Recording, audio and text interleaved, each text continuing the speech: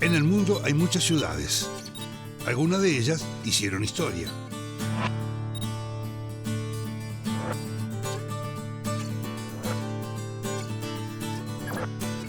Pero abajo, bien abajo, a 1.650 kilómetros de Buenos Aires, a 989 de Viedma, 460 de Neuquén y a tan solo 175 de Puerto Montt, Chile, se encuentra San Carlos de Bariloche. ¿Quién no escuchó hablar de ella?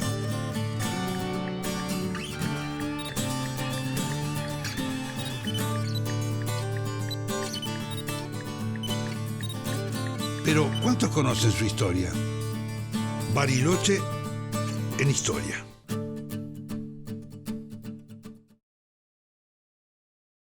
La historia de Bariloche, al igual que la de Argentina, refleja la lucha entre dos modelos productivos. Ser el granero del mundo siguiendo el modelo agroexportador o producir manufactura a través de un modelo industrial.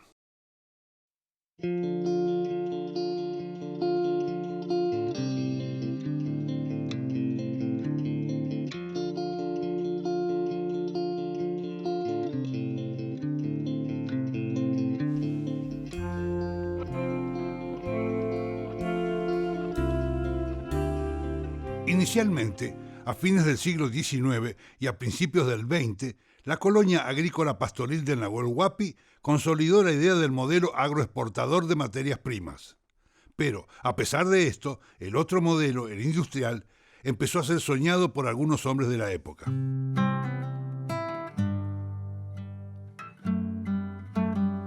La ubicación geográfica de Bariloche y las riquezas y potencialidades de sus recursos naturales permitían imaginar diversos horizontes. La tierra virgen y fértil, sus ríos y lagos y los grandes bosques eran el mejor escenario para el desarrollo agrícola y ganadero.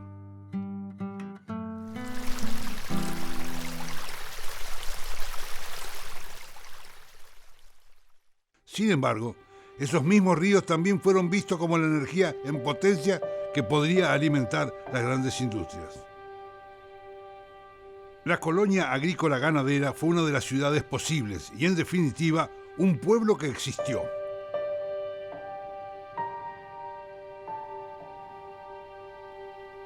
Otra fue la ciudad moderna, soñada por algunos, algo que pudo haber sucedido, pero, sin embargo, no se concretó. Ningún modelo ganó la pelea definitiva. La ciudad, al final, quedó superada por la postal turística. El proyecto que finalmente triunfó fue el que comparaba Bariloche con un país europeo, la Suiza argentina. Esto es mucho mejor que estar en los Alpes, que hay muchos más lagos acá. Cuando decidí venir a Bariloche, en lo primero que pensé fue en las montañas vírgenes, en los bosques y en la tranquilidad. El Bariloche de la postal obtuvo entonces el mayor desarrollo y, para lograr su éxito, contó con el apoyo del gobierno nacional.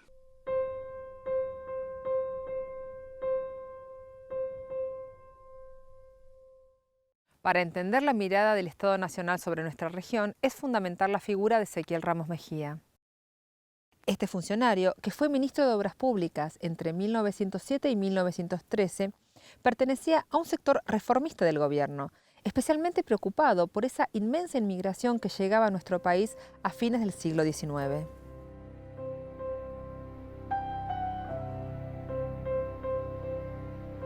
Ramos Mejía sostenía que se debían desarrollar nuevos espacios para que estos inmigrantes se radicaran, y en ese sentido, la Patagonia era un lugar ideal. Ramos Mejía, desde el Ministerio de Obras Públicas, creó en 1911 la Comisión de Estudios Hidrológicos para investigar los cursos de agua que sirvieran para abastecer al ferrocarril. Para ello, se contrató al geólogo norteamericano Bailey Willis y a un grupo de especialistas que examinó la geografía de la región y diseñó una red de vías de comunicación entre el Atlántico y el Pacífico. La Comisión de Estudios Hidrológicos no solamente se dedicó a estudiar los ríos y lagos, también analizaba la riqueza de la zona, y los últimos años se interesó especialmente por el Nahuel Huapi. Se trataba de una propuesta integral que buscaba combinar el poblamiento, la producción de materias primas y un polo industrial, además de generar energía.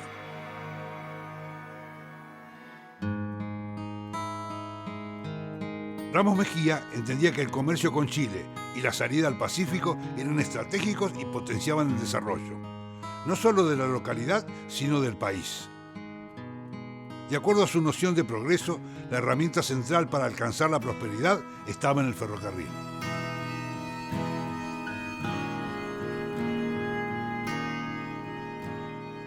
Bailey Willis, siguiendo el modelo norteamericano, pensó en aprovechar la fuerza de los ríos para el desarrollo de la propuesta de Ramos Mejía. Planteó armar centrales hidroeléctricas y diseñó una ciudad industrial en el Nahuel Huapi para agregar valor a esa producción primaria que ya existía. Bailey Willis tenía ideas avanzadas para la zona. Las propuso en 1910, pero aún hoy tienen vigencia. Es más, todas las rutas del norte de la Patagonia se armaron en base a sus estudios.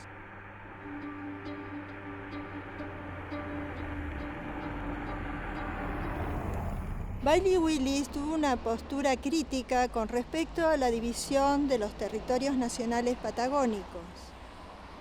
Para ello propuso la creación de un nuevo estado provincial en la zona andina norpatagónica, la provincia de los lagos. Este territorio tendría un parque nacional cuya función era el cuidado de la cuenca que alimentaría una represa hidroeléctrica.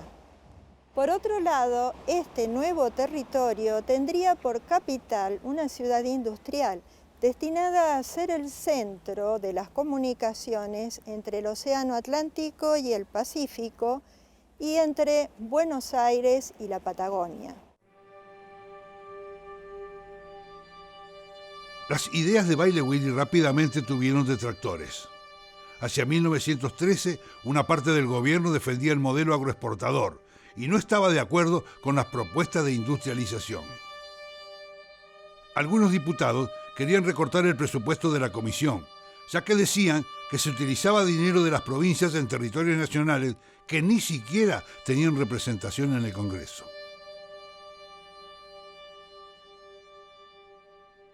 Ramos Mejía propuso obtener los recursos económicos necesarios para su plan de obra parcelando latifundios y vendiendo tierras fiscales. Pero el manejo de las tierras estaba en manos del Ministerio de Agricultura, que estaba ligado a los intereses de los exportadores de materias primas. La falta de apoyo y la imposibilidad de contar con un presupuesto necesario hizo que la Comisión de Estudios Hidrológicos se desarmara en 1914. Bailey Willis escribió una carta dirigida a Emilio Frey, miembro de la comisión, donde le decía que el presidente de la Nación había dado marcha atrás en la aprobación de los trabajos proyectados para industrializar la región. A pesar de esto, el proyecto de Bailey Willis y Ramos Mejía quedó en la mente de algunos de los pobladores de Bariloche.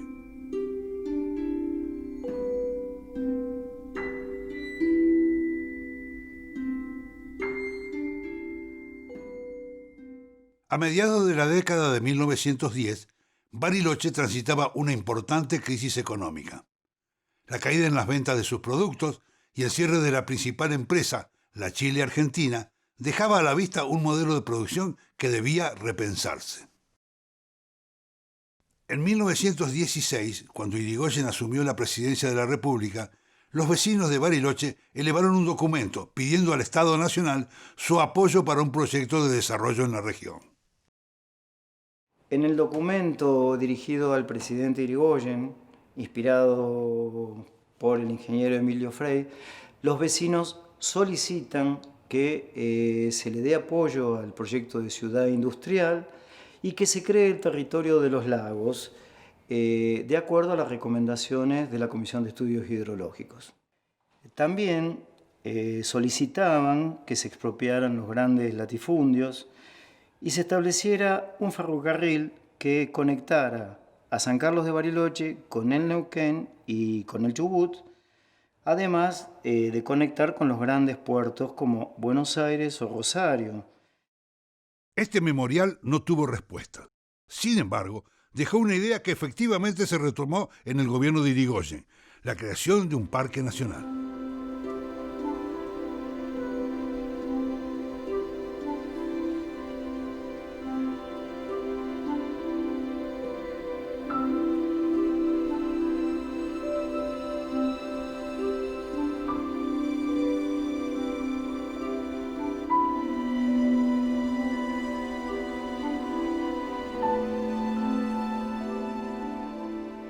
Finalmente, después de muchas postergaciones, el 8 de abril de 1922, el presidente Hipólito Yrigoyen, mediante un decreto, crea el Parque Nacional del Sud con una superficie protegida de 785.000 hectáreas. Dentro de esta superficie se encontraban las 3 leguas que Perito Moreno había donado en 1903 con el objeto de crear un área protegida. Para coordinar el trabajo de este parque, se nombró a una gran comisión de funcionarios y se designó como primer responsable o encargado del mismo al ingeniero Emilio Frey. Frey llegó a Bariloche en 1896 para trabajar en el trazado de límites con Chile, en la comisión que dirigía el Perito Moreno. A partir de esta labor, se convirtió en el agrimensor que más conocimientos tenía sobre la zona. Propuso la conservación del área natural, limitar y legislar las actividades productivas existentes y prohibir todo acto que pudiera afectar a la naturaleza de la región. 2 cuestiones se interpusieron a las ideas de Frey y de la Comisión del Parque Nacional del Sud. Una fue la falta de presupuesto para llevar adelante estas normativas. Otra, la pujante industria maderera de Capraro, que proveía al Estado Nacional de materiales para la construcción de grandes obras, especialmente las relacionadas con el ferrocarril que llegaría a Bariloche. La posguerra europea, la caída de los precios de las materias primas, el freno en la construcción del ferrocarril y la ausencia de un plan a largo plazo para la región llevaron a que, a fines de la década de los 20, Bariloche sufriera una de las mayores crisis económicas de toda su historia.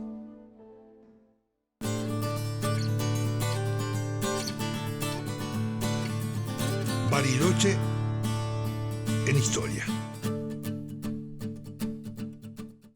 El personalismo fue una de las características de la política pública en Bariloche y la región. Las grandes iniciativas que transformaron la ciudad se vincularon con personajes específicos, como Ramos Mejía, Primo Capraro y Emilio Frey. Durante la década de los 30, la figura más destacada en la historia de la ciudad fue Ezequiel Bustillo, un joven abogado que formaba parte de los sectores más encumbrados de la sociedad de Buenos Aires. Bustillo fue un fiel representante del espíritu aristocrático, nacionalista y conservador de aquella época. Estaba particularmente interesado en la región del Nahuel Huapi. Compró tierras en la zona y en 1931 se vinculó en las actividades del Club Andino Bariloche, haciendo en Buenos Aires todas las gestiones que este club necesitaba para su creación. Por otra parte, se dedicó a estudiar el proyecto que Bayle Willis y Ramos Mejía habían diseñado años atrás. De Willis recuperó el valor de la conservación de la naturaleza y los estudios geográficos del área cordillerana. En 1934 se sancionó la Ley 12.103, que creaba la Dirección de Parques Nacionales, y Ezequiel Bustillo fue nombrado su primer director. A través de esta ley se crearon los 2 primeros parques nacionales de Argentina, Iguazú y Nahuel Huapi.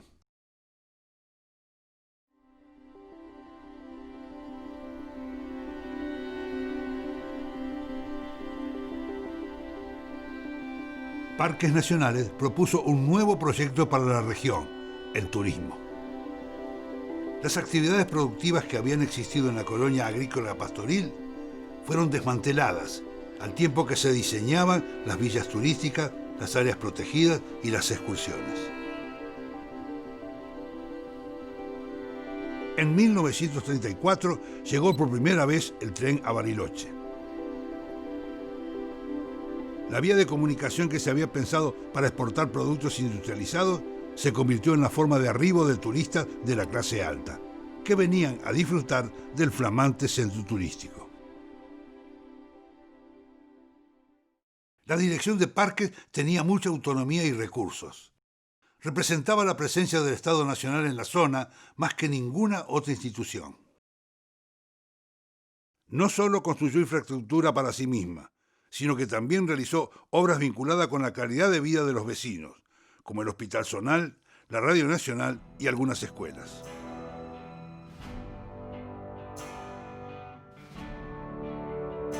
Parques Nacionales diseñaba la ciudad avanzando sobre la autonomía municipal.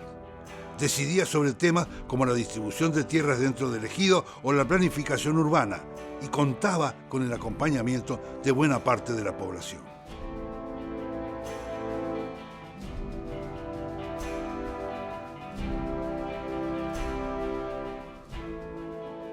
Esta institución concretó el sueño de muchos barilochenses que, desde el principio del siglo, reclamaban la creación de un área natural protegida.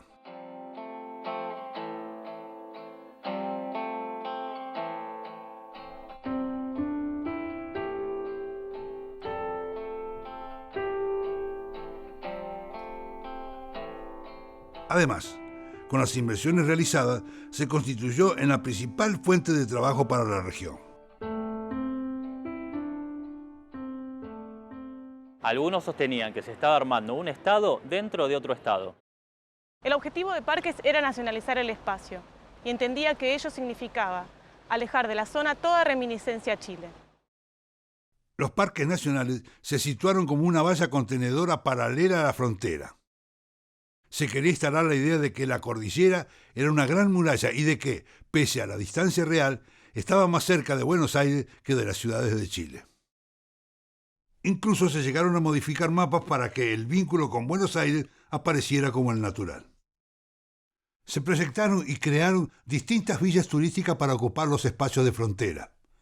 Villa Langostura o Villa Traful, por ejemplo, eran rincones particularmente bellos pero también estratégicos. Ir y venir a Chile se hacía cada vez más difícil.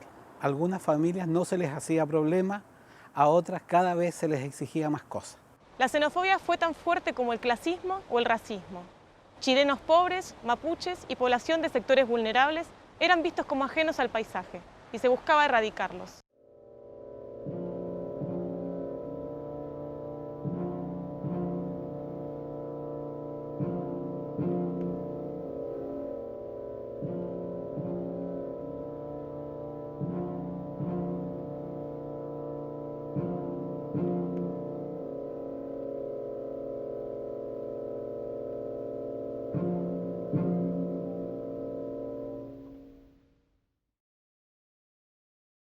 La presencia argentina en zonas de fronteras como esta implicó potenciar una serie de paseos turísticos.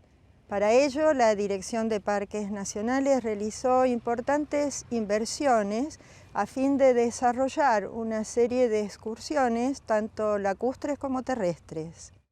Entre las iniciativas para poner en funcionamiento las excursiones dentro de los parques, se contó con nuevas embarcaciones que permitieron hacer más placentero el recorrido por los lagos de la zona.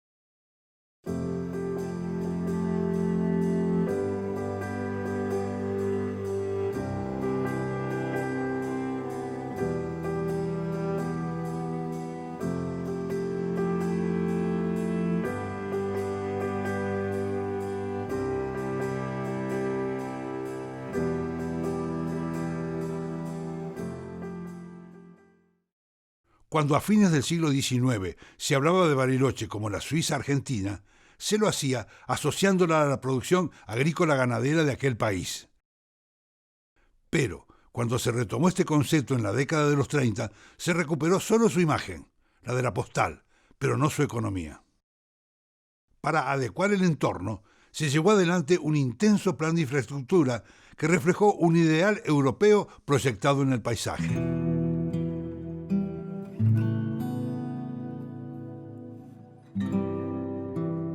Por primera vez en la historia de Bariloche hubo un proyecto urbanístico especialmente pensado para la región. Este mantuvo el criterio de aprovechar los recursos naturales de la zona. Se utilizó la madera y la piedra para revestir la fachada de aquellas construcciones hechas de hormigón armado y ladrillo. Los edificios que conforman el conjunto arquitectónico del Centro Cívico, inaugurado en 1940, responden a este tipo constructivo.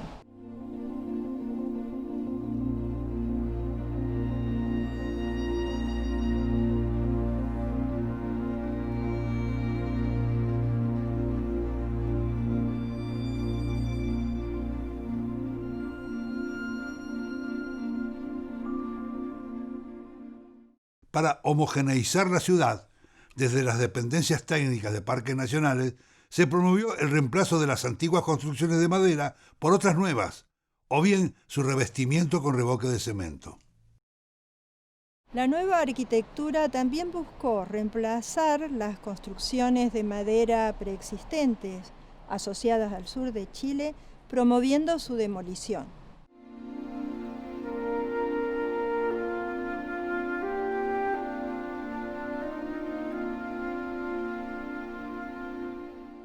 El Hotel Yao Yao fue y sigue siendo la obra cumbre del plan turístico. Construido en piedra y madera, fue inaugurado en 1938. Poco tiempo después, un incendio lo destruyó por completo. Reconstruido en hormigón armado y mampostería, volvió a funcionar en el año 1940. De acuerdo al proyecto planteado por Parques Nacionales, la ciudad debía transformarse en un centro turístico de élite nacional e internacional que pudiera funcionar durante todo el año. Por ello, además del desarrollo de infraestructura, se fomentaron los deportes invernales.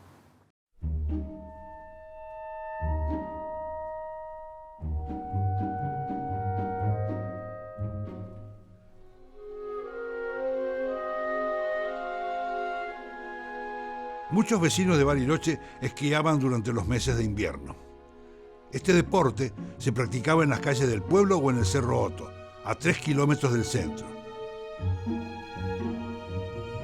Sin embargo, desarrollar un centro invernal era cada vez más necesario.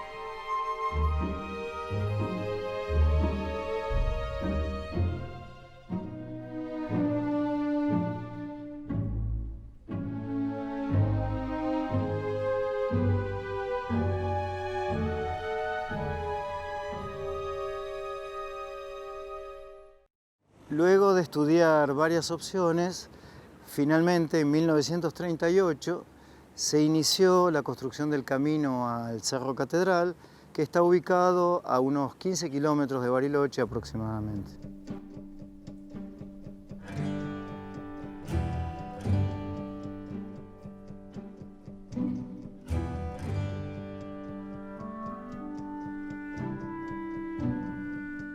Se construyeron medios de elevación sencillos, como un cable carril, una confitería y un restaurante. La zona de pistas estaba cubierta de bosques que fueron talados con la colaboración del ejército argentino.